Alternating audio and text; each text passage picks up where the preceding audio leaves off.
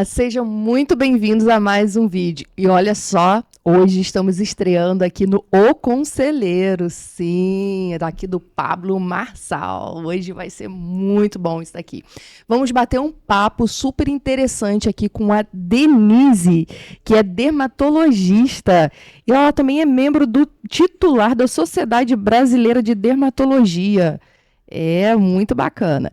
E também com o Marcos Francelino. O Marcos, ele é gestor de compras, né? De uma multinacional. Vamos ter muita coisa bacana aqui para conversarmos hoje, né? Ana, prazer estar aqui com você. Com vocês, Olá, né? É um prazer, viu? Denise, fala um pouquinho do seu trabalho, com o que você trabalha mais especificamente dentro da sua área. Sim, então, bom dia a todos, né? Eu sou dermatologista, sou membro titular da Sociedade Brasileira de Dermatologia. Eu atuo há 20 anos na área. Atualmente eu estou em Feira de Santana, Bahia. E meu foco é doenças dermatológicas e a estética, porque hoje a gente tem uma grande demanda, né, do cenário da estética, vem crescendo bastante. Então, eu trabalho já há anos com isso e meu foco é hoje o tratamento da celulite. Ah, sim, mulherada gosta, né? Quem não tem uma celulite, né? Nem que seja só uma que ela tenda. Ah, se puder tirar é bom. E Marcos, conta mais da sua trajetória aí, do que você faz. Legal. Como você disse, hoje eu sou gestor, sou um gerente na área de compras, né? Responsável aqui pelo continente americano.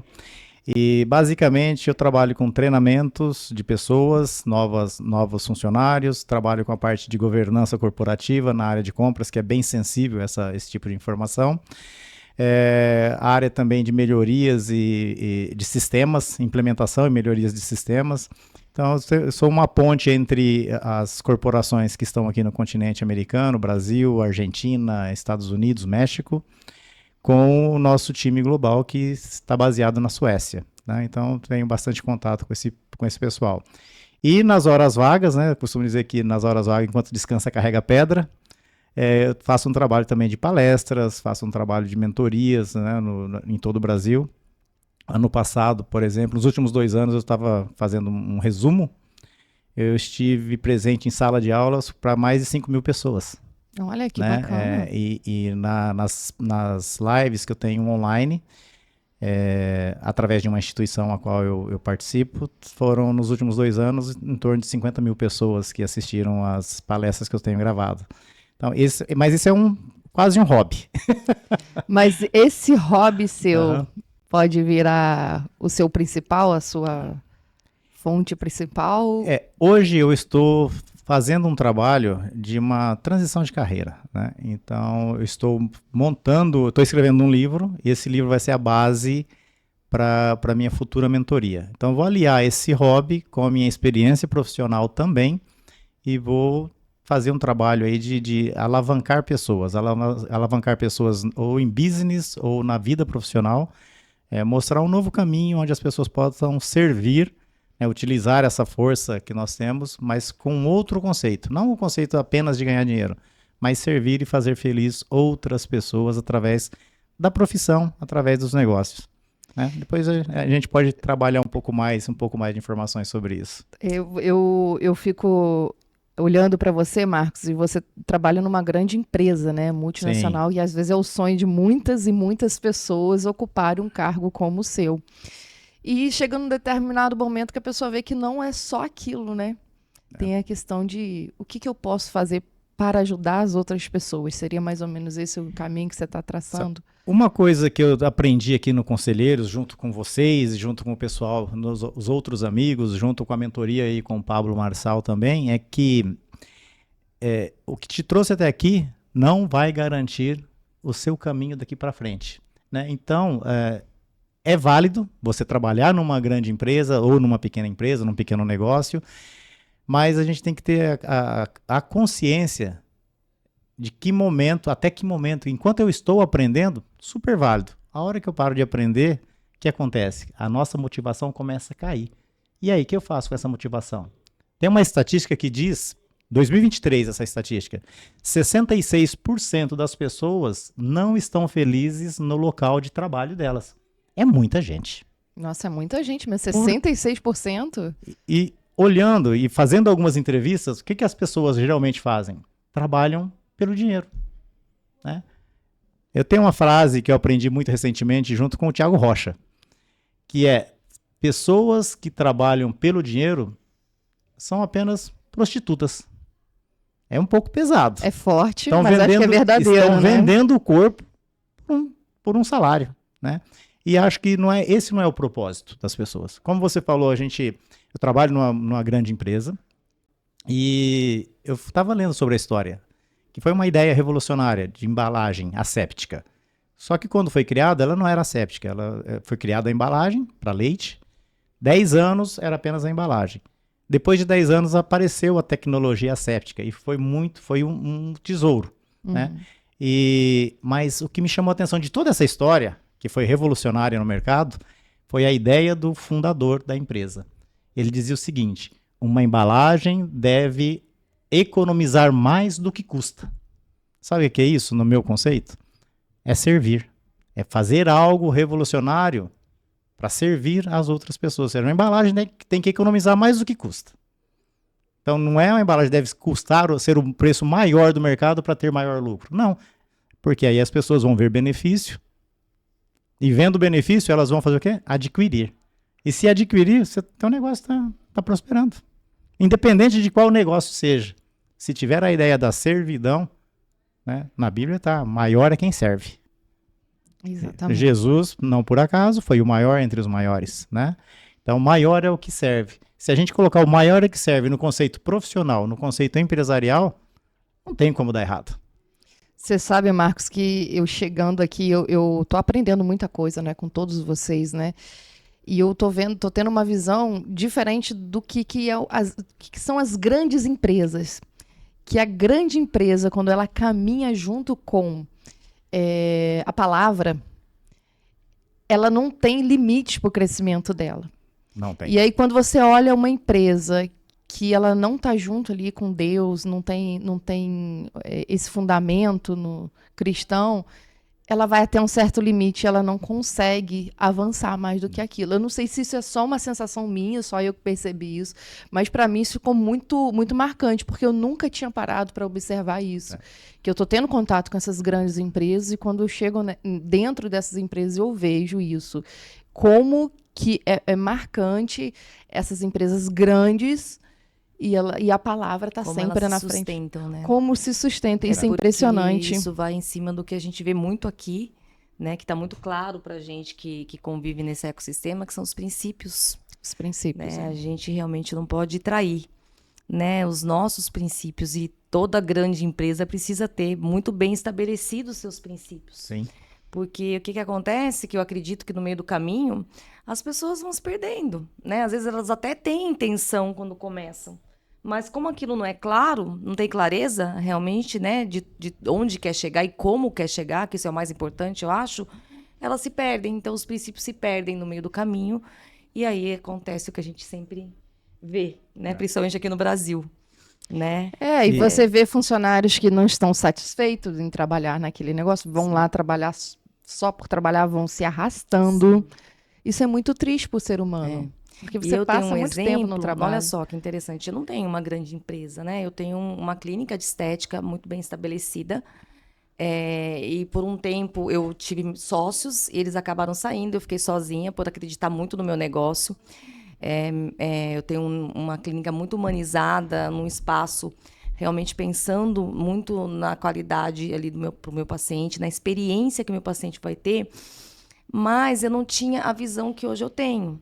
Tá? Que era o quê? Que eu precisava, por mais que os meus funcionários, eles, através do meu exemplo, né, de como eu estabelecia as regras ali dentro, eles tinham uma performance boa, mas eu não investia no interno, né, nessa questão de saber como que eles estão por dentro, né? E mais, né, e na palavra. E aí, através de uma mentoria que eu fiz anteriormente, a minha mentora, né, a minha coach, ela falou assim: olha, leva isso para dentro da sua empresa. Né? Começa com o Café com Deus Pai, que é um devocional que está bem alta hoje, que eu gosto de fazer. Começa a fazer com as meninas. E assim foi, né? E aí, gente, foi assim, um divisor de águas. Então, a gente está falando disso, né? De princípios, de Deus. Então, quando a gente leva isso num negócio pequeno, num negócio grande, quando a gente leva esses princípios, o negócio realmente decola, né? E Denise, o que você está falando aí, eu vejo assim, quando essa dica que você recebeu do seu mentor, muito interessante, porque às vezes a gente como empresário, e no meu caso como um líder dentro de uma organização, a gente tem várias pessoas que respondem a nós, né, na hierarquia. E muitas vezes as pessoas ainda lideram através da força do cargo. Do poder. Do poder. Do medo, né? E como é diferente quando você faz isso e chega lá para os seus funcionários, independente de quantos são, mas fala, como é que você está hoje? Porque às vezes as pessoas não estão produzindo profissionalmente ou empresarialmente, mas a gente está vendo só as 4 paredes da empresa. Mas a pessoa tem família, tem filhos, tem esposa, tem marido, tem problemas. Sim. E a gente não é um robô que desliga o problema, deixa em casa, ou desliga o problema, deixa dentro do carro e vai trabalhar. Né? Na hora que a gente começa a se preocupar com as pessoas, que é o princípio que você tem comentado aqui, nós não estamos apenas aumentando a produtividade, a qualidade, o servir dentro da empresa. Nós estamos melhorando a qualidade de vida da pessoa, que vai melhorar da família, que vai melhorar dos vizinhos. Olha o impacto social. E aí as pessoas ficam falando de impacto social, pensando em ONGs, pensando em trabalhos extra, mas não, o nosso trabalho está aqui, ó. É eu com você, lado, com fazer a Janaína. O dever de casa, né? Onde eu estiver. Exatamente. O meu próximo é E aquele que está próximo agora aqui, né? Marcos, assim, é meu lema. Né? Quando eu transbordo na vida do outro, e transbordar é isso, né? Transbordar a gente transborda de várias maneiras. Então, quando eu uso o meu conhecimento, a minha fé, as minhas vivências para transbordar na vida do outro, sua vida transborda. Com certeza. Né? Com certeza. Né? E o princípio, que eu gostei muito do que você falou sobre o princípio, é assim, quando nós vivemos por princípio, a gente deixa de gastar energia para encobrir algo que não está dentro do princípio. Vocês já pensaram nisso? Porque às vezes vamos falar de empresa, né? Que é onde eu tenho mais atuação. Você vai nas empresas, tem lá visão, missão, tudo muito bonito escrito. Mas tem muitas empresas que não colocam em prática. E aí ela tem um esforço enorme para parecer que pratica aquilo, mas não pratica. Olha a energia gasta para esconder. Pode falar isso. Para esconder. Putz, isso. E uma hora não vai aparecer. E uma hora vai cansar e aí a máscara cai. Realmente, é muito mais energia que você gasta, né? Para manter essa máscara, pra né? manter a máscara, a aparência de algo que você não vai. Agora, só quando faça você, o que tem que ser feito e pronto. Quando você vive no princípio, você não precisa gastar essa energia. E aí, quando você não gasta energia, vai sobrar energia para você fazer mais. Olha a produtividade onde está. É o transbordo. Fantástico, ó. É um negócio que tem que se Tinha pensar pensado muito. nisso ainda. Muito bom. Então, a gente está falando aqui de empresa, mundo corporativo, né? Eu trabalho com produtores rurais. E eles, muitas das vezes, eles estão lá sozinhos. Eles não têm ninguém. Muitas das vezes, eles fazem as coisas por intuito ali, sem experiência, achando que está fazendo melhor e às vezes no automático. E às vezes está prejudicando a si mesmo e toda a sua família. E quando eu soube que você era dermatologista, Denise, me veio na mente de um problema que a gente está vivenciando hoje, que eu acho que é pouco falado. A saúde do produtor rural, ela está acabando. O produtor rural ele não está mais aguentando. E às vezes ele nem sabe disso, que ele está ficando doente. A gente está aumentando muito o número de pessoas com câncer, né? No geral, Sim, né? Na população em geral. Mas eu não vejo uma preocupação com o produtor rural. Porque o produtor rural, ele tem contato direto com produtos químicos. E ele não tem essa noção de que quanto são nocivos à saúde das pessoas. E ele tem contato com aquele produto concentrado. Quando ele vai fazer uma pulverização, pasme, eles não usam nada. Nada. Eles não têm uma proteção. Não é como numa grande empresa. Tem todos os equipamentos. Tem o equipamento e alguém está no teu pé ali. Ele está lá sozinho no campo. Isso é muito triste. Porque ele não usa porque às vezes ele não sabe. Ah, porque é incômodo. Existem os equipamentos, tá? Às vezes eles compram e deixam guardado.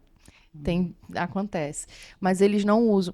E a gente observa muito aumentando muito pessoas desenvolvendo câncer. Sim. E às vezes acho que é por causa de outra coisa. Não, é porque tá lidando ali com um produto químico concentrado.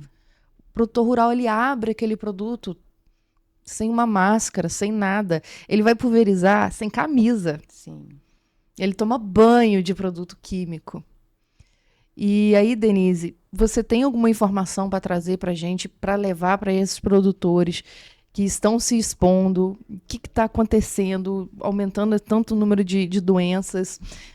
O que você pode falar para a gente? Então, a gente já escuta muito falar, né? Isso já é muito falado em relação ao aumento, né, do uso dos agrotóxicos. Antigamente as pessoas ela não tinha essa exposição, né, aos agrotóxicos, falando da população em geral, tá? E que a gente vê realmente um aumento de câncer, de algumas outras doenças que estão relacionadas a isso. Mas falando, né, diretamente ao produtor rural, especificamente aquele que você fala, aquele pequeno produtor, Sim. né, que talvez seja realmente o que mais sofre disso, assim, a gente tem índices, né, mostrando que em relação ao câncer de pele, olha só, tá? Câncer de pele, a gente fala hoje que ele está atrelado. Quando a gente fala de câncer de pele, o que vocês pensam? Qual é o maior, assim, a maior exposição que pode causar? O sol. Todo mundo pensa que é o sol, vem na cabeça isso. E aí a gente vai pensar que o produtor rural ele está exposto ao sol e ele pode ter um risco aumentado. Mas não é pelo aumento da exposição dele ao sol, mas pela exposição direta ao produto tóxico, entendeu? Então, tem um índice 7 vezes maior do que a população que está exposta ao sol. Tá? Então, realmente, isso é um dado bem significativo, né, para a gente poder levar aí para as nossas, né? Transbordar, né? Levar essas orientações de como que é essa importante. Educação, esses dados realmente, né? Que o câncer de pele é o câncer que mais mata, né? É o mais comum, porque é o mais comum, né? O melanoma, né? Então, é isso. E fora as exposições diretas na pele, né, que vão causar irritação, alergia, então diminui a produção dele, porque aí ele fica com aquele incômodo, inchaços, né, todo um processo. Então, é legal a gente estar falando disso para existir realmente essa conscientização. E é a conscientização para a prevenção, né, Denise? Exatamente. Porque as pessoas trabalham muito na reação, né, na reatividade. Prevenir é o melhor remédio, né? Depois que já se instalou. Infelizmente tem aquela questão ainda, eu uso isso há tanto tempo e não aconteceu nada comigo, só que as coisas não acontecem isso é um dado muito importante. As pessoas que estão expostas hoje, tá, tanto ao sol como aos produtos que a gente está falando aqui no caso, elas vão ter anos para manifestar. Então, realmente, né, não é no momento que ela está exposta, a não ser algo agudo ali, né, que realmente queime e que faça um processo. Mas essas intoxicações, elas levam anos para se manifestar, né? Então, realmente, né, às vezes eu não estou vendo, eu estou achando que não vai acontecer nada, mas lá para frente a conta chega. Mas às vezes já tem algum sintoma e ele acha que não é relacionado ao produto que ele está utilizando. Sim. Tem dor de cabeça, náusea. Isso. Foi alguma coisa que eu comi. Não, é o produto. E outra coisa, eu sou engenheira agrônoma, eu acompanho isso de perto. Eles não usam o que está lá na bula. Sim. Diferente das vezes um paciente seu, ele vai usar na quantidade certa que você está indicando, o produtor rural ele não usa o que está na bula. Ele coloca assim 3, 4 vezes mais porque ele acha que vai ser melhor.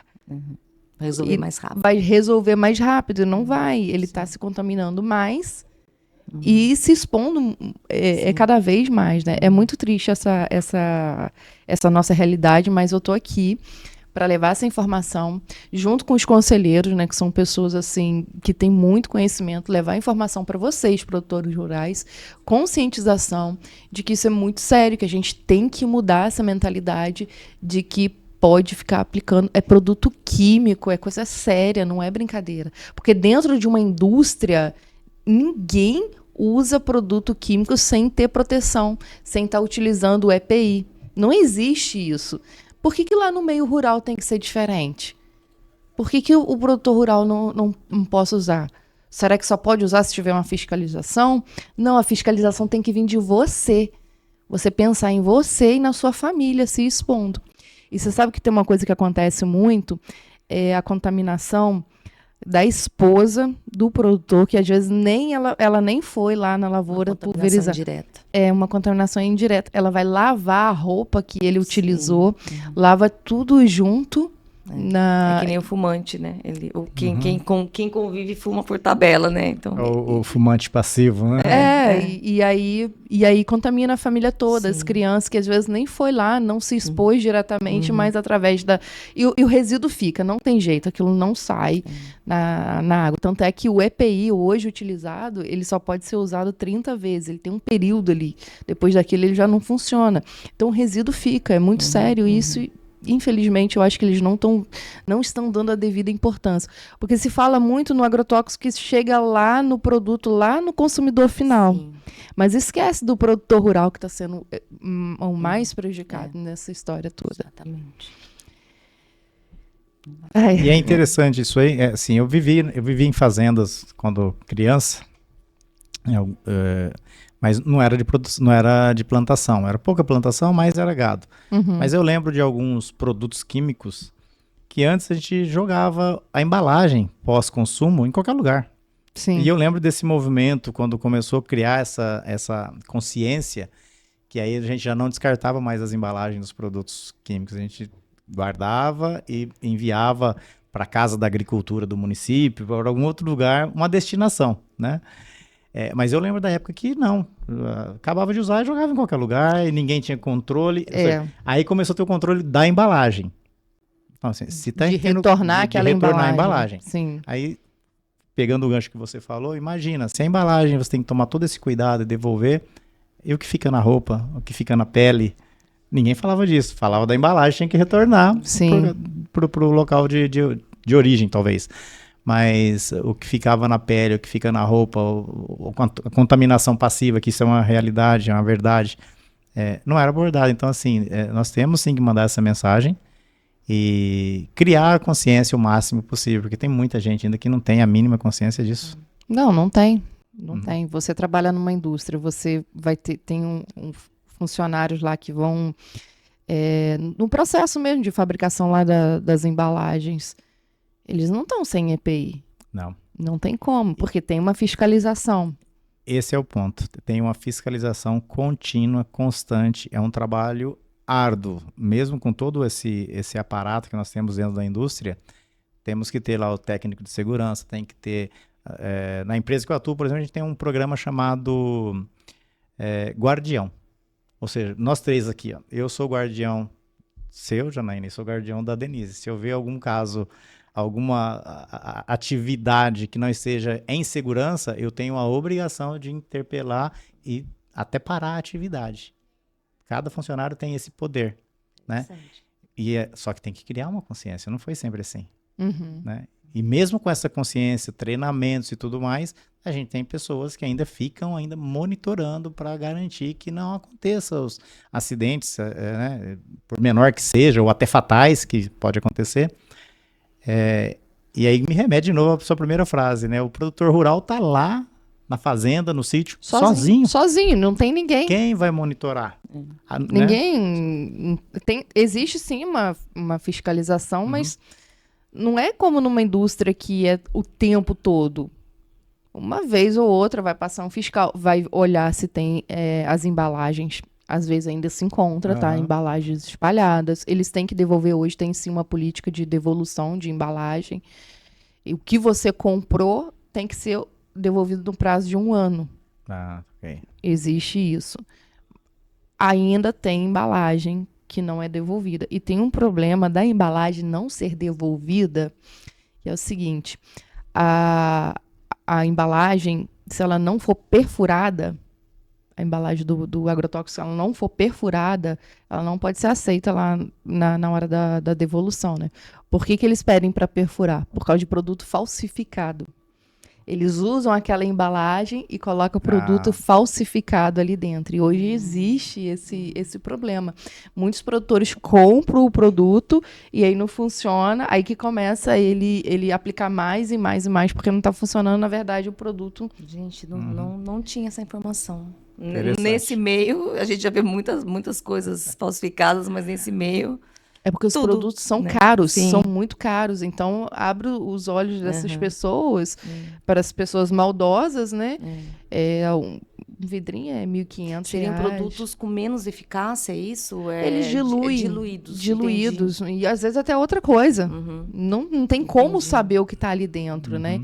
Então, existe esse problema de imagino que devem ter pegado muitas embalagens que estavam intactas, colocaram qualquer coisa ali dentro e colocaram. Venderam como se fosse. E existe um mercado negro disso.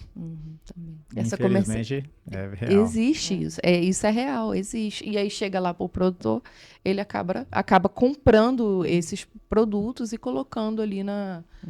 Que é mais um problema, que eles não sabem nem o que estão aplicando, né?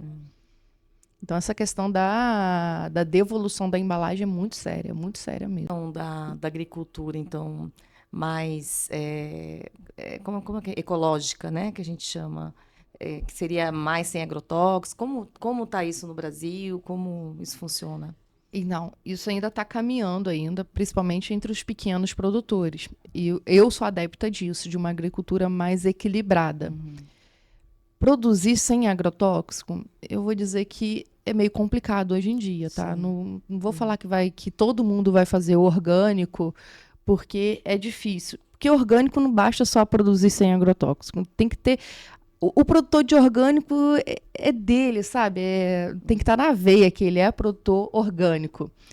E é um estilo de vida, vamos dizer assim. Mas só que essa produção, talvez ela não vai suprir a necessidade de todo mundo.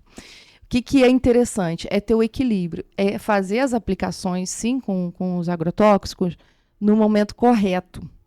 Na hora correta, com a quantidade correta. Para isso, tem que ter um técnico acompanhando. A gente diz que faz um monitoramento de pragas e doenças. A gente fica lá monitorando as pragas, fazer contagem mesmo das pragas, e quando elas estiverem num certo nível de população, entrar com a aplicação. Aí entra com a aplicação e aí a coisa funciona.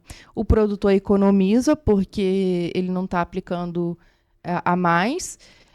A saúde dele agradece, né? Porque ele não está sendo exposto.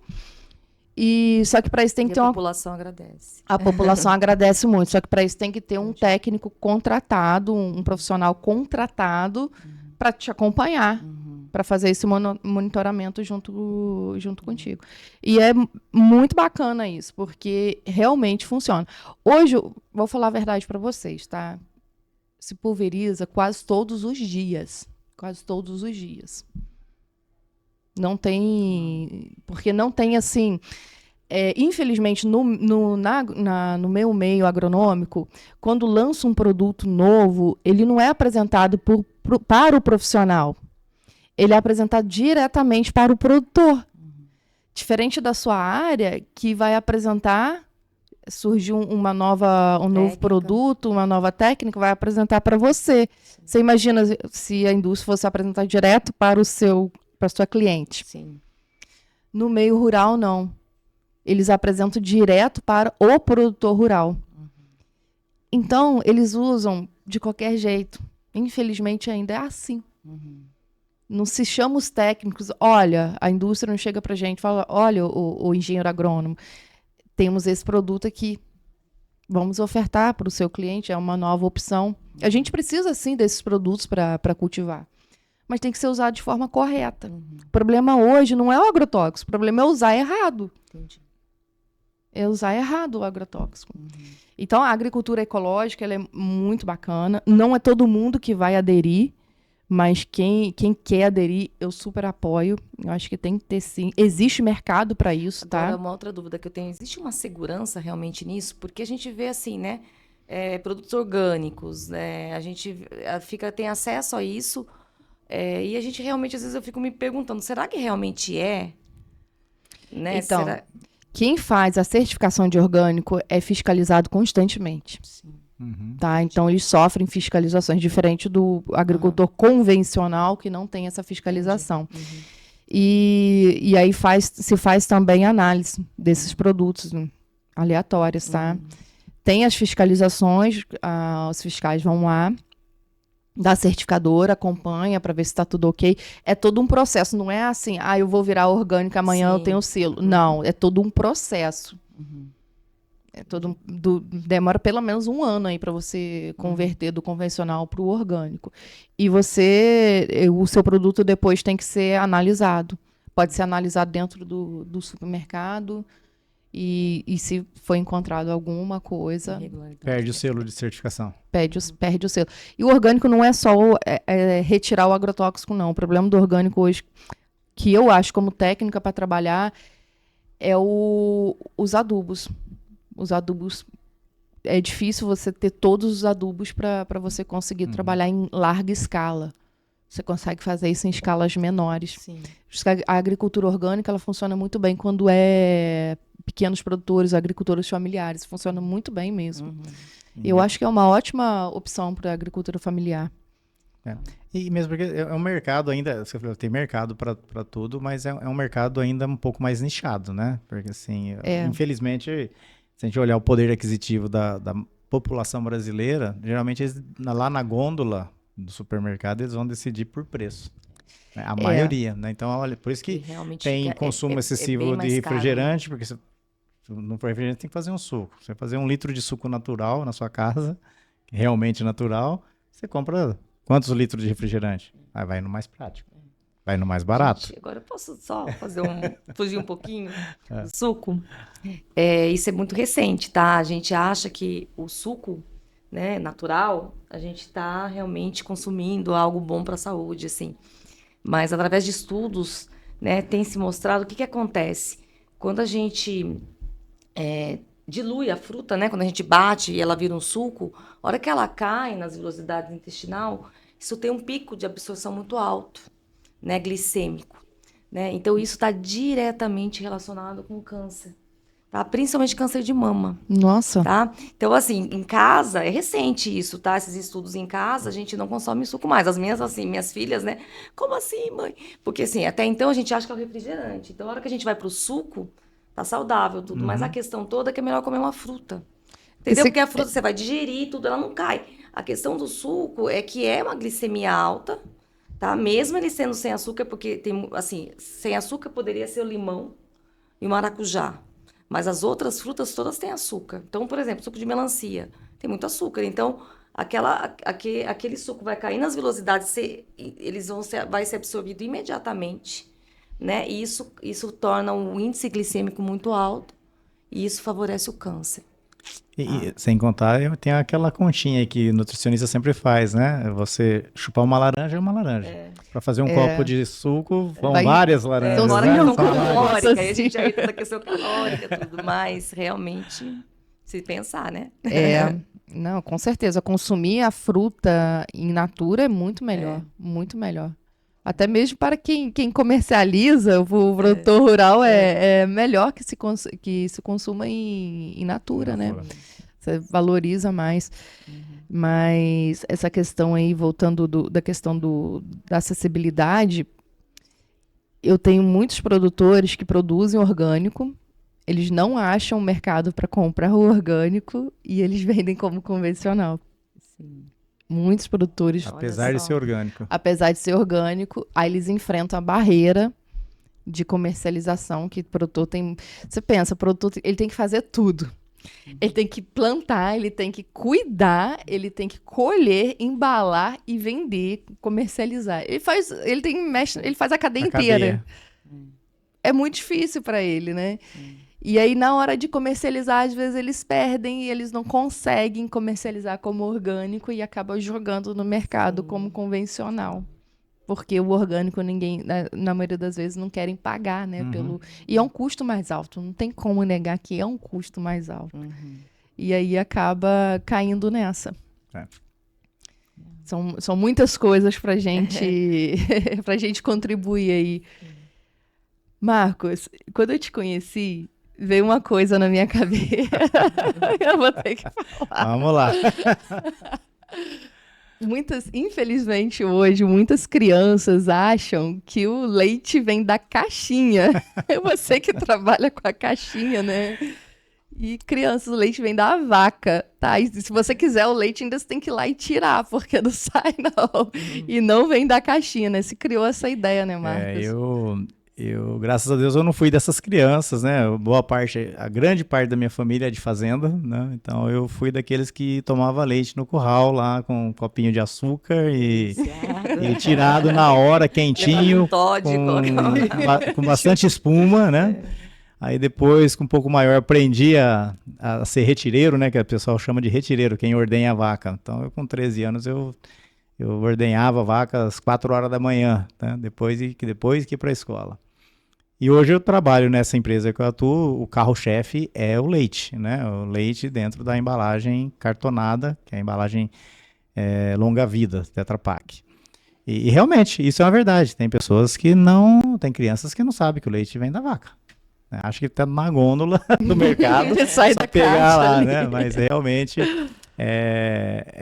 e daí foi acho que a ideia de criar essa embalagem na época para deixar a questão um pouco mais prática. Já lá em 1950 já estava, o fundador da empresa já tinha essa visão dessa velocidade da população em busca de alimento, né? Então, hoje o logo da empresa, que a gente falou de propósito um pouco atrás, o logo da empresa nós disponibilizamos alimentos em qualquer parte do mundo, né? E é uma ideia, é um sonho. Então ele trabalhou a vida inteira por isso. E hoje é uma empresa de sucesso. É uma empresa que tem fábricas aí em torno de 60 países. Tem produtos sendo comercializados em, acho que por volta de 190 países. Né? No Brasil já faz muitos anos que nós estamos aqui, estamos aqui no Brasil, acho que se eu não estou enganado, desde 1970 com fábrica, né? Então o conceito, a ideia, né, que eu falei para você, de servir as empresas ou o consumidor com uma embalagem que economiza mais do que custa, é um sonho. E tudo que foi direcionado foi em torno disso. E aí foi crescendo, crescendo, crescendo. E por incrível que pareça, esse império todo é uma empresa familiar. Não é uma sociedade anônima, continua ainda dentro da família do fundador. Olha, que bacana. Então, acho que é uma história muito bacana, de sucesso, né? Tem algumas pessoas contra, outras a favor, como todo ali, porque é um alimento industrializado, né? Tá dentro da embalagem que dura 6 meses. Então, muitas pessoas ainda falam que, e aí, esse leite é saudável, não é? Não vou entrar no mérito dessa questão, que é um tema polêmico e tem opiniões de todos os lados. Mas eu gosto da ideia. Mas levou... Um dos produtos mais consumidos, né? Sim. Saudável ou não, o leite, eu acho. Mas levou oportunidade, olhando por outro lado, ele levou oportunidade de uma pessoa que às vezes nunca teria acesso a um leite, de ter leite. Sim, E locais distantes que não tem centros de produção, né? Você me contando a sua história, muito bacana a sua história de ver que você saiu lá do interior, evoluiu, virou o gestor de uma multinacional. Muito, muito bonita essa história, gostei muito. Isso me lembra muito da história da minha família também, que a minha família também é de produtores rurais, né? E a minha mãe conta que houve um episódio com ela que, quando meus irmãos nasceram, assim, com pouco tempo de diferença um do outro, né? Menos de, acho que era 11 meses diferente, praticamente gêmeos, né? Então ela criou os dois juntos, minha irmã e meu irmão, ela criou os dois juntos e ela tinha que caminhar muito para conseguir pegar o leite na fazenda vizinha para levar para eles. E eu fico imaginando a cena que ela me contou isso, que eu estou escrevendo o livro, eu coloquei isso no livro. E ela me contou que um certo dia ela estava com os dois, foi lá buscar o leite numa embalagem de vidro. E no meio do caminho essa embalagem caiu. Quebrou. Eu fico imaginando a minha mãe naquela situação, que talvez era o único alimento que eles tinham naquele dia, para ela dar para os dois filhos que estavam ali. A frustração dela de caminhar com os dois no braço e ainda quebrar. E aí, essas embalagens, pode ter a polêmica que foi hoje em dia, mas talvez tenha ajudado a vida de muitas pessoas. Facilitado. Ter facilitado muitas Eu acho que assim, coisas. facilitou, contribuiu e eu acho que, de novo, né, eu acho que assim, essa ideia, né, de contribuir é que fez esse império. Né? De uma maneira ou de outra, continua ajudando a humanidade. Porque assim, olhando, a gente fala muito de driver mental aqui nos conselheiros, né? Então, e a ideia. Então, enquanto uma ideia for útil à humanidade, enquanto essa ideia for útil à humanidade, ela vai continuar sendo utilizada. A hora que não tiver mais utilidade, parou. Exatamente. Parou. Quando não tiver mais utilidade, as pessoas param de comprar, as pessoas não reconhecem o valor, vai acontecer o que com a empresa? Se Fechar. ela não mudar, ela vai fechar. Quantos fechar, exemplos que a gente tem né? de grandes empresas? Então, né? a ideia não é o que eu estou vendo na pessoa, mas assim, é útil para as pessoas o que eu estou fazendo? É útil o que eu estou oferecendo como serviço? Porque se for reconhecido, Porque, assim, eu é entendo eterno. que existe um mercado. Claro que existe. Existe um mercado, então você está aproveitando a oportunidade desse Uhum. mercado. Né? Até quando ele vai existir, se realmente vai existir uma conscientização em cima disso, se isso um dia vai conseguir mudar, é uma outra questão. Mas enquanto existe a oportunidade, né, existe Tem o comércio, comércio. Exatamente. tem o negócio. E vão surgindo outras coisas também, né? Alguém pode levantar a polêmica. Ah, mas a embalagem polui. Gente, tem um problema, arrume a solução para esse problema. Exatamente. Que bom que tem um problema para você arrumar a solução para ele, né? Enquanto uns estão chorando, outros estão no lenço, né? Tem uma. Exatamente, até exatamente. um dado, eu não tenho a estatística agora em mãos, mas tem um conglomerado algumas empresas que fazem fazem as matérias-primas da embalagem, né, que nós produzimos. E nós montamos uma holding aqui na cidade de Piracicaba, aonde é um centro de reciclagem para reciclar 100% da embalagem em longa vida. 100%. Né? Ou seja, o papel volta a ser papel, o plástico que tem na embalagem, ele é derretido, ou seja, ele vira vapor, ele condensa novamente e se torna parafina. A gente consegue separar o plástico do papel. Com alta temperatura, né? Alta temperatura. Então, assim, primeiro a gente separa o papel, a gente chama de pulper, que é como um grande liquidificador, para o pessoal poder entender, um grande liquidificador. Então, a gente joga o papel ali, é papel, alumínio e plástico, né? Polietileno. Joga tudo aquilo, bate, a celulose dissolve na água e ela é uma fibra longa, uma fibra nobre. E aí você pode pegar essa fibra nobre e misturar com outras fibras de papelão, que é uma fibra pobre, e você vai ter um papel de boa qualidade. Então, ele ajuda nisso. O plástico e o alumínio, eles viram uma coisa só, ficam uma coisa dura ali. Então, aí a gente joga tudo isso num forno de alta temperatura. O polietileno, a temperatura de fusão é muito mais rápida do que a do alumínio, então ele evapora, entra na tubulação, condensa, e vira parafina. Aí você pode mandar para as indústrias de vela é parafina limpa, 100%, quase 100% pura. O alumínio depois ele vira um pó. Antes a gente derretia o alumínio e virava mangotes de alumínio, mas é muito caro isso. Ele fica um pó de alumínio, 99% puro. Nossa. Você pode mandar para qualquer indústria e você pode transformar esse alumínio em qualquer outra coisa. Então você reaproveita tudo, 100%. 100% da Aonde embalagem. está o problema hoje? Coleta seletiva. Então Lá vem a conscientização. Nós estamos, tá vendo? Olha, Você bateu em mim agora. Nós estamos falando aqui, nós estamos falando de consciência. Cores lá, a gente nunca sabe. Tipo assim. Né? Gente, Aí, coleta seletiva. Difícil. Então, por quê? A embalagem, de novo, olha, a gente volta na situação econômica. O preço que as pessoas coletam a embalagem e vai vender lá numa cooperativa, ele é muito inferior ao preço de uma latinha de alumínio. Se fosse bem remunerado, todo mundo ia estar catando Você não vê Então, latinha de alumínio espalhada por aí. Tinha que ser com a pessoa tudo, brinca que né? você joga uma latinha, antes dela cair no chão, alguém já pegou. Já pegou? Né? Não é assim com a embalagem. Mas a gente faz um trabalho de conscientização, a empresa investe em várias cooperativas no Brasil todo. Nós temos um site chamado Rota da Reciclagem, que é para as pessoas verem onde tem esses centros coletores, que geralmente são cooperativas que fazem a separação do produto.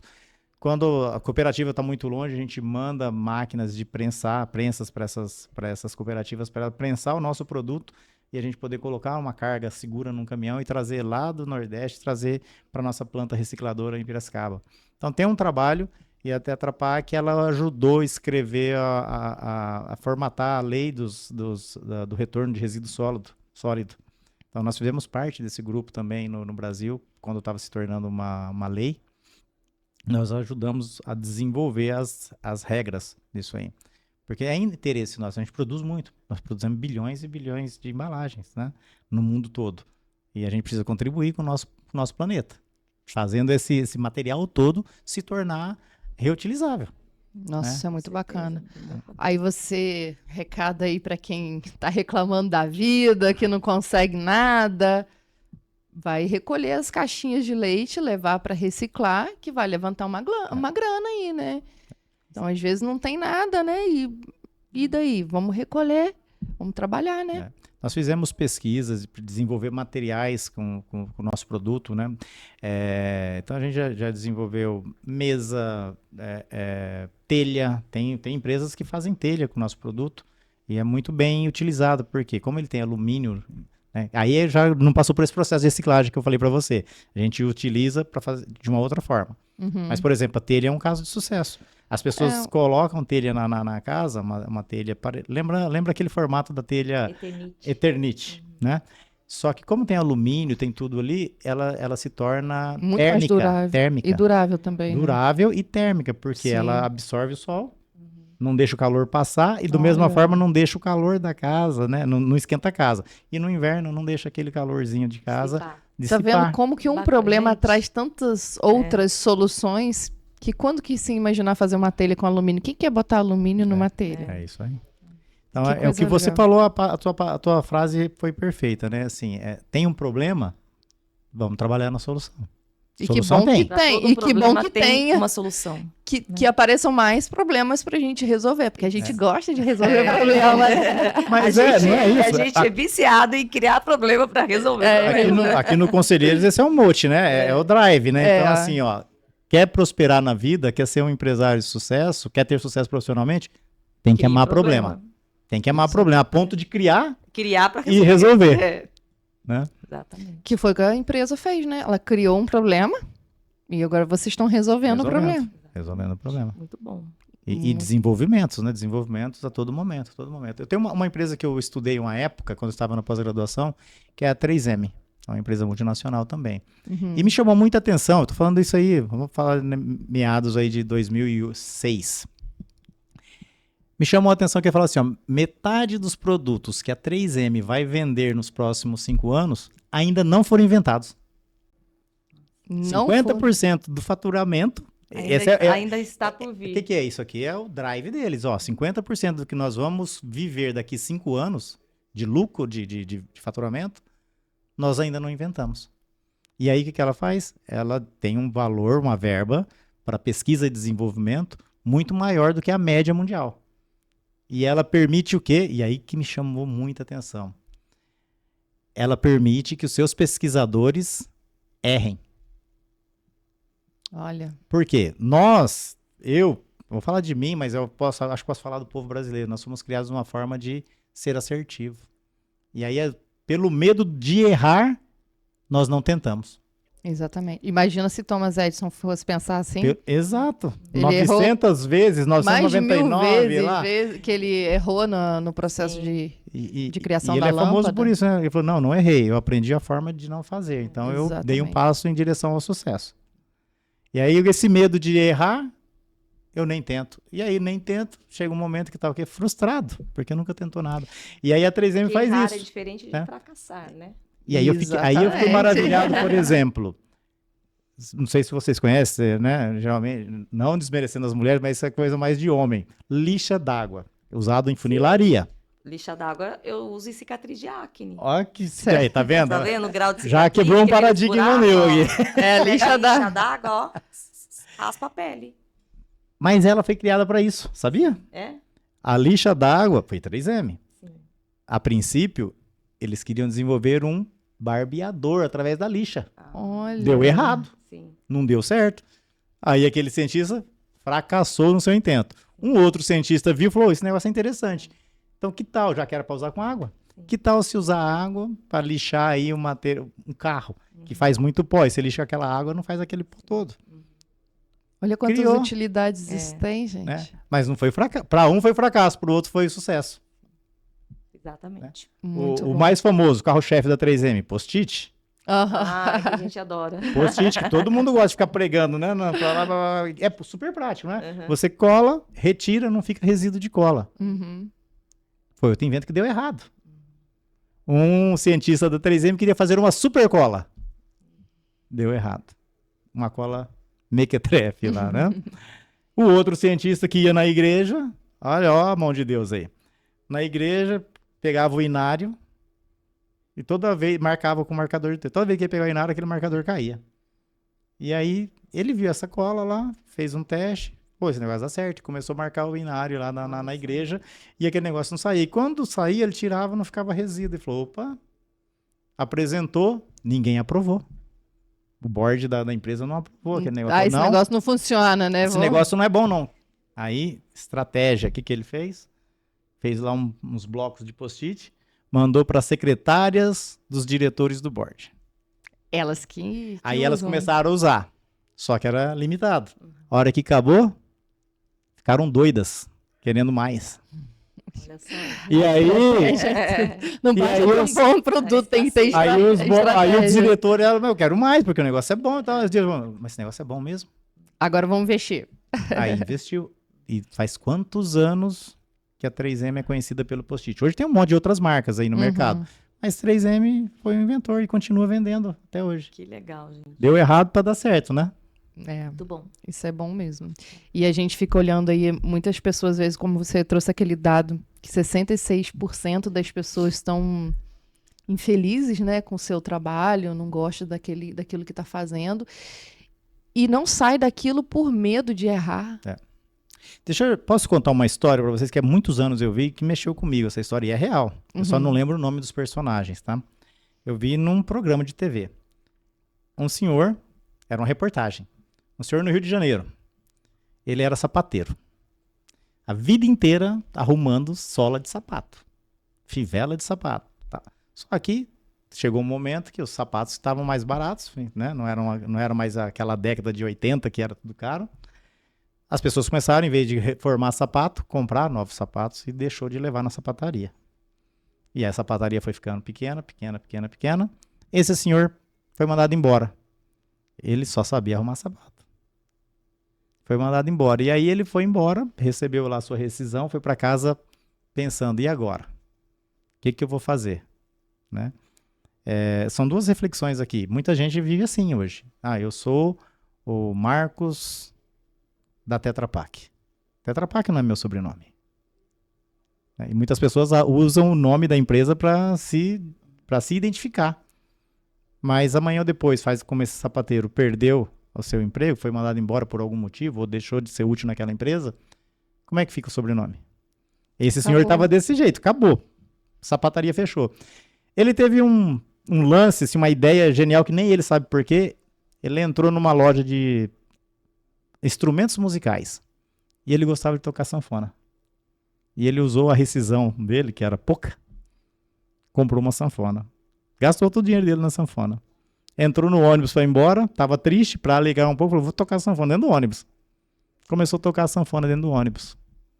E o povo viu ele tocando e gostou e começaram a colocar um dinheirinho lá pra ele. Dinheirinho. Chegou em casa com uma feira, né? Ganhou uma grana naquele dia. E aí ele foi atrás e ele conseguiu lá uma liberação para tocar sanfona dentro do ônibus. Ele passou a ganhar 3, 4 vezes mais do que ele ganhava na sapataria tocando sanfona dentro do ônibus. Mas tocar sanfona é o que ele gostava de fazer, não era arrumar sapato. Olha É um negócio super extremo, né? Super extremo, porque, mas vou tocar sanfona, às vezes as pessoas pensam, mas o ponto não é esse, eu queria gravar a mensagem. Às vezes passa a vida inteira fazendo algo que não gosta e deixa de pensar naquilo que realmente gosta. Autoconhecimento, autopercepção, mas precisa fazer uma análise. E as pessoas têm preguiça de fazer uma autoanálise. Mas o ponto para mudar, para melhorar, é fazer a autoanálise e entender um pouco mais de você. E aí, gente, só pegar esse gancho aí, tá? 2 coisas super importantes, que é o que a gente vem realmente aprendendo, né, e intensificando aqui nos nossos momentos aqui, né, de conselheiro, que é realmente assim, identidade. Primeiro que você falou, tá? Então, ele não é um CNPJ, né? Ele é um CPF, ele tem uma identidade, e essa identidade foi dada pelo criador, porque às vezes a gente fica atrás de uma empresa, atrás de um título de doutor, É. né? E realmente a gente não sabe realmente por que a gente veio. Aí a gente está falando de propósito já, né? Porque a gente tem um propósito que foi dado por Deus. E às vezes você não cumpre esse propósito porque você está atrás do CNPJ, né? Que você carrega. E uma coisa importante, por que ele mudou? Por que ele experimentou um outro momento e aí realmente foi a virada aí, né, de chave dele? Porque ele tem repertório. Então, o que é importante é a gente ter repertório. Quanto mais as situações você se expor, mais experiências você vai ter, né? Então, de repente, se você pode sair da tua empresa hoje, que você tá, se você tiver um repertório grande, você pode ter um leque de possibilidades, né? Então, para a gente não ficar preso nas questões realmente assim, não. Então, vou dar meu exemplo, né? Então, eu sou médica, dermatologista, então é assim, eu preciso ficar ali fazendo o que eu tô fazendo tudo. Não, porque eu não posso experimentar hoje? Foi um papo muito bacana, né? Realmente, assim, quando eu recebi o convite, eu falei, como que a gente vai? E realmente interação. Por quê? Porque realmente Não foi nada aprendi tanta combinado, coisa, né? Aprendi tanta coisa com você. Então, realmente, assim, a gente aumentar o repertório, porque aí a gente pode se desafiar mais, né? Hoje eu estava escutando os drivers mentais Do do SPR. SPR. Tava revendo. Algumas eu pego lá e começo a rever alguns. E vindo para cá, eu escutei o Driver 70, né? Que é o último. Que é o ser ou estar, né? E o Pablo começa falando algo interessante que fala sobre as pessoas que buscam o bem-estar. Mas o que é o bem-estar? Né? Muitas pessoas buscam o bem-estar, estar tranquilo, numa zona de conforto, não ter ninguém enchendo o saco. Mas não é para isso que a gente veio aqui, né? Você falou do propósito. A gente está aqui para servir, para crescer. O nosso crescimento é infinito. A gente não tem limite. Não tem limite, nós colocamos. Eu fui até aqui e agora não quero fazer mais nada. Mas se a gente quiser continuar ativo, produzindo, não tem como. Né? A gente, como falou, imagem e semelhança de Deus, do Criador. Isso. Para dominar sobre tudo. Agora, se vai dominar ou não, depende de cada um de nós, né? Eu tô passando por esse processo de transformação, né? É um processo, às vezes é doloroso, né? A gente tem que passar por isso. Eu, como agrônomo, eu atuo já há 7 anos na área, né? Eu trabalho com crédito rural. E até então eu só treinava as pessoas que iam trabalhar comigo.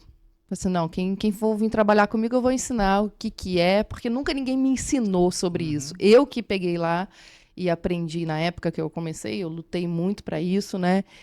E eu ficava muito com isso de, isso aqui é só meu, essa informação é só minha. Hoje não.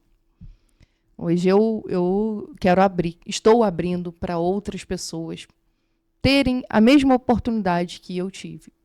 E eu tô vendo que como que isso é importante, porque às vezes eu posso ajudar você que está aí precisando, tá desnorteado, não sabe o que fazer, terminou de se formar.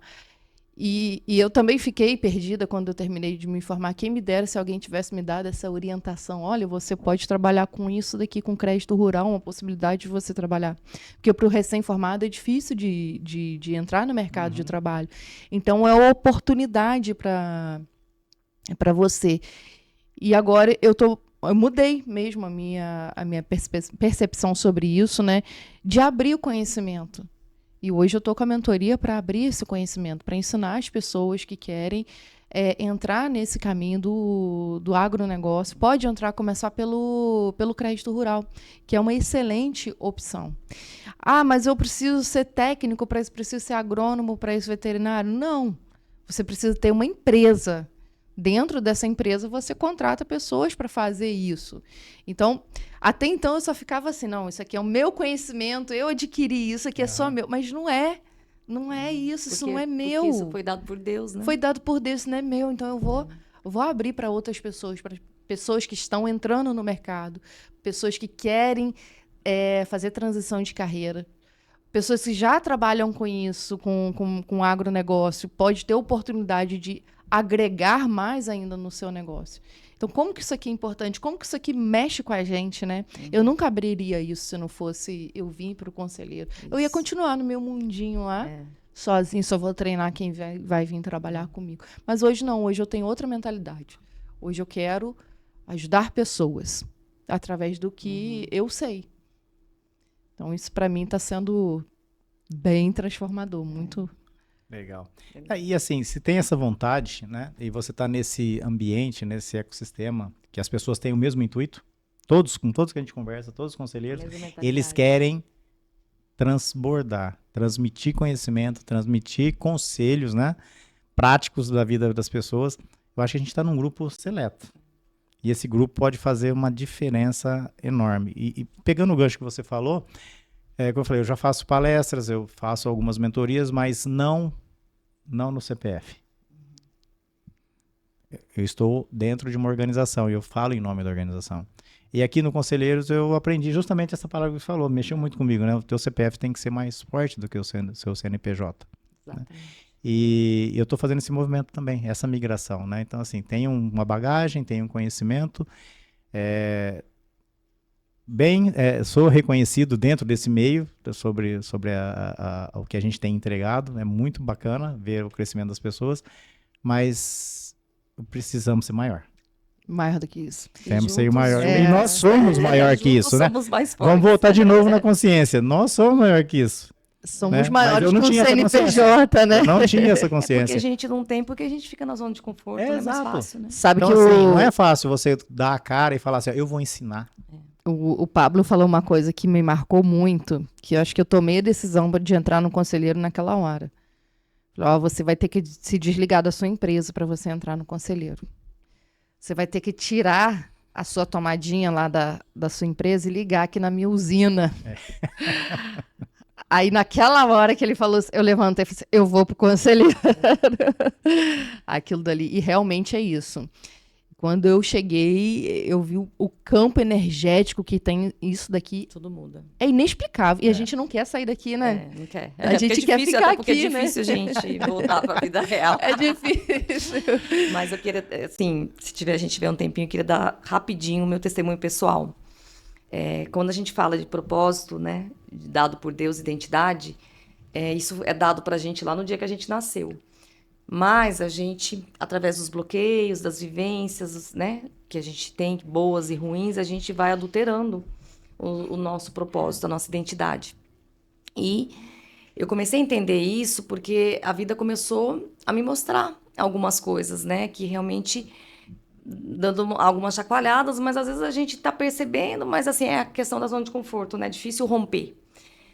E aí, tem 2 anos que Deus, por conta desse propósito, porque eu pedia para ele, falava assim, Deus, eu sei que eu não nasci simplesmente para aqui cumprir o meu trabalho e ter minha vida. Eu sempre, assim, cresci, né, com eu sabia que eu tinha uma missão muito grande. E aí Deus, conhecendo meu coração, né, ele falou, então essa menina, para conhecer a missão, eu preciso mexer um pouco mais na estrutura dela, né, porque senão ela não vai realmente entender o que eu tô falando. E foi quando realmente Deus mexe numa estrutura da minha vida, assim, que eu falo, nossa, e agora? Né? Que foi realmente a minha clínica, enfim, eu não vou entrar em detalhes, mas assim, e eu falo assim, tipo, e agora, tal? E eu precisei voltar para mim, entendeu? E aí eu precisei fazer o caminho inverso, me curvar, entender a vontade de Deus para minha vida, né? E entender que realmente, como o Pablo fala, eu estou dermatologista, né? É o papel que eu cumpro hoje, mas eu não sou, né? Eu sou uma identidade criada por Deus, né? Então eu acho que acredito que todo mundo, de uma forma ou de outra aqui, com as suas vivências, com as suas metas, tem isso muito claro, né? Que assim, somos um propósito de Deus. Aí como Deus vai usar esse propósito na vida dos outros, aí é um leque de possibilidades. E a gente então, tem que obedecer esse chamado, que esse Eis leque aqui vai... estou, porque quando o Pablo falou, eu usou o exemplo lá do Nésio, eu acho, que falou, eu largo tudo. Da onde eu tava, eu falei, eu largo tudo. Porque, assim, a gente nunca vai ser feliz, completo, a gente nunca vai transbordar e ter realmente, né, essa certeza, né, do teu propósito, se a gente não viver isso aqui, né, que é viver realmente o reino, né. Então... Isso não é para todo mundo, porque isso é difícil, gente. É difícil, não é fácil, não. Né? É muito Por isso difícil. que, assim, muitos são chamados e poucos são os escolhidos. E porque... quando a gente fala sobre o reino, a gente fala sobre a nossa identidade, todo mundo gosta. Todo mundo gosta. Mas a hora que a gente fala, como Jesus falou, né? Vende tudo que tens e me segue. Exatamente. Aí a galera pula do cavalo. Pula. E as pessoas, Fala, quando vou ficar aqui. a gente está no processo, e quando se chega no topo, as pessoas falam, não, teve sorte. Sorte, você não sabe o que é você sair de uma cidade, é o meu caso, eu saí da minha cidade. Da sua zona de conforto. Da minha zona de conforto. E teve uma frase que um dos conselheiros falou que para mim também marcou bastante. Falou, até quando você vai ficar reinando no chiqueiro? Até quando você vai ficar reinando nesse chiqueiro? A filha do rei, né? Não é para ficar no chiqueiro, né? Não é? A filha do rei não é para ficar no chiqueiro. Então a gente fica acostumado com aquilo dali. Realmente, o local onde a gente está reinando. E quando a gente sai, aquilo tem um impacto absurdo na nossa vida. E para mim, pessoalmente, tá sendo muito transformador, desafiador, porque eu estou aqui. Eu sou mãe solo. Eu tenho uma criança de 2 anos de idade e eu estou com ela aqui, eu e ela só. E na primeira semana, quase que eu surtei. Falei, gente, o que eu vou fazer com essa criança? Como é que eu vou trabalhar? Não sei o que, não tem como. E eu parei, respirei, não, vou deixar na mão de Deus que vai resolver. E as coisas foram se resolvendo. Essa é a resposta. Você Essa tá é no a caminho certo, porque as coisas vão, né, o quebra-cabeça vai montando assim e você vai conseguindo resolver. E agora eu já tô mais tranquila, já consegui resolver a questão da minha filha, tá na creche, tá bonitinha, tá bem. E eu tô conseguindo trabalhar. Eu falo mais, né? Isso que você tá fazendo, talvez não seja para você, mas seja para as próximas gerações, porque você poder realmente dar oportunidade para ela pensar diferente, né? Pensar de uma maneira, porque a gente pensa muito na caixinha, então a gente acaba, né, criando os nossos filhos dessa maneira. Então hoje eu também estar aqui dar uma possibilidade para as futuras gerações que vão vir, né? Minhas filhas poder expandir a mente, ter um pensamento diferente. Também estão assistindo a gente aqui, muitas, hoje no Brasil, muitas mães estão criando seus filhos sozinhas e às vezes se vê numa situação complicada, né? Tenha fé que a coisa passa e tudo tem um propósito na vida. Vai seguindo, deixa na mão de Deus que as coisas se resolvem. Acredite e vá. Eu sei que é angustiante, mas é importante, é importante a gente passar por isso. A gente passar por esse processo, sabe? Porque senão você não cria aquela casca que você tem que criar, né? Então, e você acaba tendo autoridade depois para falar com outras pessoas que estão vivenciando aquilo. Sabe que eu faço sempre analogia, eu não lembro qual livro que eu li isso, mas gostei muito, sobre o alpinista, né? O alpinista ele tem a meta, vou subir o Everest em tantas horas, tantos dias e tal, e ele vai, e é pesado, né? É perigoso, e você vai subindo, vai subindo, vai subindo. Essa é a nossa vida, né? E a gente tem que divertir ou desfrutar aonde? No percurso. A gente fica pensando muito como é que vai ser lá quando eu chegar, mas o que vai acontecer quando você chegar? Mas e aquela Sabe o que vai passagem do acontecer? alpinista? Eu pensei que você contar aquela passagem. Não, Você conhece aquela? Do alpinista? Não, acho que não. Qual? Gente, isso aí tem tudo a ver com o que a gente tá falando aqui, olha. O alpinista, ele vai, né? E ele vai escalando, só que aí ele tá preso pela uma corda. E aí ele cai. Né? E aí ele cai e tava Fala no escuro. um pouco mais próximo. Né? Ele cai, ele tava no escuro. E aí ele se desespera. E ele escuta a voz de Deus. Corta a corda. Sei. Agora Corta lembrei. a corda. Rompe da onde você tá. Sai da onde você veio. Rompe, né? Corta a corda. E ele, no escuro, ficou com medo. Não vou cortar de jeito nenhum. Né? Morreu. E aí depois encontraram ele tava assim, ó, do chão. Pra chegar no chão. Do chão.